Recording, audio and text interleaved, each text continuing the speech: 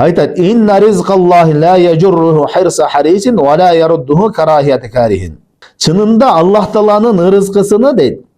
Öte bir hareketçil adamdagın tartып ала албайт, алып келе албайт. Жана ошондой эле аны bir жек көргөн адамдагын аны тосуп кала албайт. Мындайча айтканда Аллах Таала bir адамга ырыскы бербейм десе, аны канча адамдар аракет кылса дагы ал келбейт дейт. Жана бирөөгө бере турган болсо, анда аны канча адам жаман көрсө дагы, көрө албастык кылса дагы ал адамга келет дейт. Бул асарды кээ бир аалымдар даиф деп айтышкан, бирок даиф болгону менен майысы туура жана майысы шарияттын башка далилдери менен тасталган. Эми бул жерде аалымдар айтат.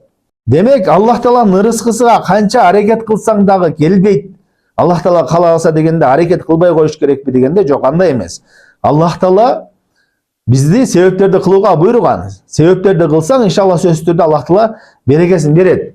Бирок кээде болот, Аллах Таала ырыскыларды бөлүп койгон да. Кээ бир адамдарга ошо аракет менен берет, катуу аракетинин негизинде берет. Кээ бир адамдарга бир аз эле аракет кылса көп берет. Кээ бир адамдарга вообще аракет кылбай эле берет. Кээ бир адамдар бар го, жатып эле байып кеткендер бар. Эчтеке кылган эмес да. Бул Аллахтын рызкысы бөлүнгөн да. Бирок биз Аллахтын рызкысы бөлүнгөн экен, бир күн жатсам деле келип калат деп андай эмес. Себептерди кылыш керек. Себептерди кылыш керек. Аллах Таала бирөөгө ошентип жатса да берип койгон болсо, демек ал Аллах Тааланын ошого берген рызкысы да.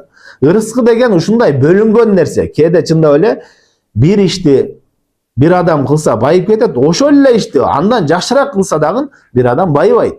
Келбейт ага, пайда да түшпөйт. Иш аркага кетип калат да. Бир адам бир аз эле себептерди кылат. Кээде жана айткандай эле себепсиз эле бир күтүлбөгөн жактардан Аллах Таала кээ бир адамдарга рызык эшигин ачып коет.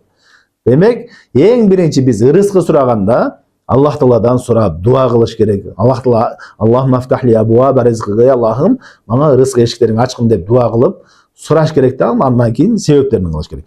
Ошондой эле бирөөгө жакшылык келип аткан болсо, аны көрө албастык кылуунун, жаман көрүүнүн, жек көрүүнүн кереги жок. Ал Аллах Таала берген рызкысы. Сен 1000 көрө албастык кылсаң дагы, 1000 жек көрсөң дагы Аллах Таала рызкы кылып берди, ал келе турган нерсе ага келет. Аны биздин жек көргөнүбүз, көрө албастыгыбыз аны тосуп кала албайт да. Аллах Тааланын берген рызкысын тосуп кала албайт. Көрө албастык эч качан бир жакшылыкка алып келбейт. Көрө албастык бул ошол адамдын өзүнү гана жемелейт. Көрө албаган адамды өзүнү гана жемелейт. Ошон үчүн арабтарда акын айтат, көрө албас адамга көңүлү бурбай таштап кое бер дейт да. Анткени эмне дейт?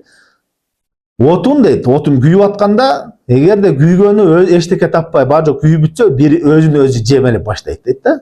Мындайча айтканда, отун биринчи отунда салынган нерселер күйгүзөт. Күйүп бүткөндө жана чоктор күл болгон чейин күйөт да.